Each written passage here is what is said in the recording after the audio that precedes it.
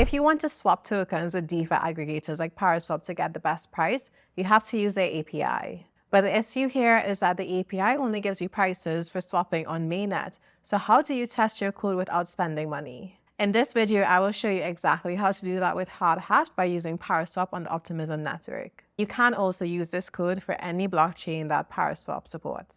Let's jump in. In your terminal, change your directory to the location where you'll be writing your code from. So you do that using the cd command, and then you just type in the location. So you're going to create the directory. So you're going to type the command mkdir to create directory, and I'm going to name it swap on Optimism with Hardhat. We're going to be doing this on the Optimism blockchain. So now you're going to cd to that location. Now go to the Hardhat website, hardhat.org, and click Get Started so you can create the Ethereum environment that you'll be using. And you're going to run this command in the folder. If you already have Hardhat installed, you can skip this step. I do.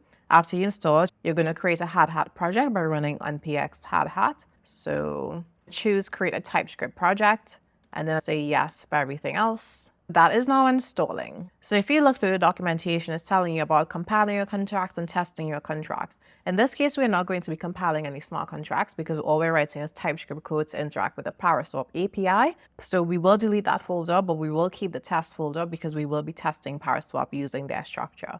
Awesome, that was completed. So the next step we do is just, look at the directory. Now you see I have Visual Studio open. I have a bunch of folders added by Hardhat. So contracts, scripts, test, etc. We will delete the contract within the contracts folder because we're not going to be using that. I am going to delete the deploy script because we're not deploying a contract. And I will delete the test script as well. So that's done. The next thing we're going to do is start writing our code. So we're going to put it in the scripts folder. I'll call it Paraswap helper functions.ts. So to interact with Paraswap, we have to speak to their API to get their data. So if you go on their developer documentation, the first thing you have to do is get the prices using their prices endpoint. And then you have to build a transaction, which you can use to send on the network, which interacts with their smart contract. So you'll use the transaction endpoint. We are going to install Axios so that we can get information from the API. Just copy npm install Axios, and then you run that in your folder. Okay, that's installed. We are going to do import Axios from Axios. And then we are going to start off with the first function, which is a function that we will export. So export async function, get prices, and we'll take in some data and then that. So the information that we will take in for the prices depends on what they're showing us in the API. So we need to add the source token, the source decimals, destination token, destination decimals, the amount, the side, the network. And we are going to just use all of these as parameters for our function. So source token is going to be a type string. Source symbol, I think the other one is cell or amount, side, net. Okay, and then we are just going to copy our swap URL that we're going to be using. I'm just going to make it a constant. So constant Paraswap v5 URL. So in this function, I'm going to say constant result is equal to axios.get await, because it is not going to happen synchronously. So await axios.get, and I'm going to use the Paraswap v5 URL. Because it's a GET request, I'm going to add all of those attributes, and then I'm going to add each one of these to the query. So first off, when you are building a query, you use a question mark to start it, and then you keep appending all the variables for the query via the ampersand. So I'll keep going. So source decimals. So I'm just going to print the results at the end. Now I'm going to start the test so I can just start seeing what the shape of that looks like. So in here, I'm going to name it Paraswap helper functions.test.ts. And then I'm going to look at the documentation to see the form of a test. So let's see, we need to use expect from chai for evaluating the test, and then ethos from Hardhat. And then we're going to describe the function, describe the test. So describe, I'm going to name it Paraswap, and then say function. And then within that, I'm going to describe each test. So the first test I'm going to do is describe get price should not be null, for example, and then define a test. So Paraswap should not return null prices. And then I'm going to say a sync function. And then const prices is equal to await get prices. It will then import it for me from the Paraswap helper library. So get prices, and I do have to pass like all the variables. And I'm going to say console.log prices. So already we're just going to start with a test. And I know that I have to get the network, which is 10 for Optimism. And source tokens, in this case, a source token will be the Ethereum gas token or the native gas token, which is normally 0xEE. And then we know that that has decimals 18. Then let destination token equal to, in this case, we're going to do die from Optimism. Let destination decimals equal to 18. And then let amount be equal to, so we're going to use ethers, and we're going to use the parse ether library, so that way we can convert like the decimal value that you would know. So for example, 10 ether into WA, which is the base unit of ether. So 10, we have to pass a string. Then I'm going to do toString because the result of that is actually a big int. And then what else? Side is equal to sell, because we are going to sell our ETH into DAI. So get prices, source tokens, source decimals. Oh, I forgot to name that. Source decimals, side network. And so now I'm going to run this test in the terminal. I open it and then I say npx hardhat test, and I believe that runs the test. Okay, so one fails. Status 404. Why we get a 404? Okay, let's see. I completely forgot to put prices at the end of this endpoint, so I need to put, just let me move the slash here so I don't make a mistake with that. So yeah, slash prices, and then I'll get it. Let's try again. All right, so that passed, and we see the data it returns. So what we'll do is we will change the shape of the result, because we just want to get the price route. So we're just going to return data.price route. All right, awesome. So we get the price route, but what we'll do is we'll just add some exception catching here. So we'll do a try catch statement. So that still works. All right, awesome. So now we just need to like change the expectation of this function. So I'm just going to say expect that it's not equal to null, because if it is null, then that means something went wrong. So I'm going to say expect prices to not be null. And just going to remove the console log for now. And then I'm going to run my tests. All right, brilliant. So now we'll create a function to get the transaction data. So just going to say export a sync function, get transaction data, and we'll see what we need to pass in. But for now, let's try the try catch loop to catch any errors, and then return null if there's an error. And if we look at the Paraswap documentation, we can see that for getting the transaction data, we have to do a post request, and we have to pass in things like the network, and we have optional things to add to the query. We're going to do ignore checks because we don't want to check to see if the wallet has balance, because that is not required for what we're doing right now.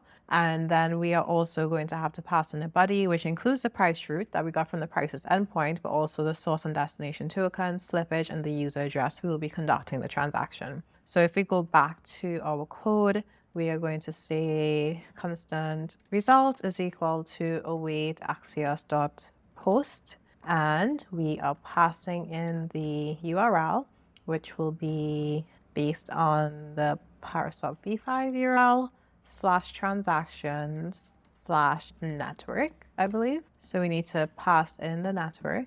So network is a type number. And then finally, we need to get the price route data. But the price route data actually does return a bunch of the things that we need. So for example, the source token and destination token. So we don't need to be repetitive. So we can just say price route of type any, and then we're going to pass in source token. Sorry, this needs to be an object. So we create an object. Let's see if we can see the price route from, yes, so okay. As we can see the price route, we get the source token, the source data. So we can start by saying source token is a type price route dot source token. And then we have the same with source decimals. And then we have to do the same thing with destination token, sorry. And we don't pass the destination amount because we actually have to choose whether or not we want to pass the slippage or destination amount. So we'll pass the slippage. So I'm just going to skip that parameter for now. So it could only be omitted if slippage is provided. And the side is sell. So we're going to pass in source amount. What else do we need to pass in? price route. I think the next one is user address and slippage. So slippage, I'm going to put the slippage, and in this case it's 1%. So according to the documentation, like the percent should be multiplied by 100. So it's going to be 100. And then the user address. So we're going to have to pass that in here. So user address is a type string. And then once we send that, we're going to return the result. We are going to create the test. So it should not return null transaction data, async function. And then I'm going to say constant tx data is equal to await get transaction data is imported from my file. And then I'm just going to pass in the network. The price route is what we get from the get prices method. So I'm just going to copy paste that here. And then we have to pass in the user address. So the way that we're going to get the user address is from the ether signers. So we're just going to say constant user is equal to await ethers.get signers. So it'll give you the address that you can sign with. And then we'll say user.address. And then for now, I'm just going to print it just to see what it returns. Most likely we'll have to get the data. So if I now do npx hardhat test, oh, not enough ETH in balance. So the reason why this happened is because it checks to see whether or not this wallet has anything in it, and it doesn't because it created a fresh wallet. So what you need to do is to add this parameter ignore checks, so it doesn't check to see whether or not it has a balance. Because it has to go as part of the query, we do a question mark, and then we do ignore checks equal true. So it doesn't check to see whether or not you have any in your balance. I also forgot here to put the destination decimals. So price route decimals. Just going to try the test again. All right, so that passed. So now that that test is passing, we can just do expect tx data to not be null. I mean, these are really simple tests, but it's just for a quick tutorial. Of course, you can get more nitty-gritty with what exactly you're testing. And then finally, we are going to perform the transaction. So here we're going to say export async function perform transaction and do a try catch just to make sure everything works well and return null if it doesn't. We're going to install ethers like the proper, so npm install ethers. Oops, install ethers. Yeah, that's spelled correctly. And then I'm going to import. So the ethers library allows us to interact with the blockchain. I'm going to say the user of the transaction is of type ethers signers. And then I'm going to pass in the transaction data, which is of type any. And then using this function, I can then say constant tx is equal to the user dot send the transaction, because we have the user's wallet attached to it, so they're able to sign the transaction. And we are going to send in the tx data. And I'll just make sure this is an await because that returns a promise, and then return tx. So within the Paraswap helper functions, I'm going to say it should perform swap async function. And what we're going to do is we're going to create the user just like that, get the transaction data just like that. And then we want to perform the transaction with that transaction data. So the way that we're going to do that is we will just say constant tx is equal to await perform transaction, it imports it, and then we pass in the user and the tx data. So the way that we're actually going to test this is against the network. Right now, Paraswap is giving us information from the Optimism mainnet. We're going to have to pay gas fees to be able to run this transaction against mainnet. So to avoid all of that, we are going to fork mainnet using the Hardhat tool.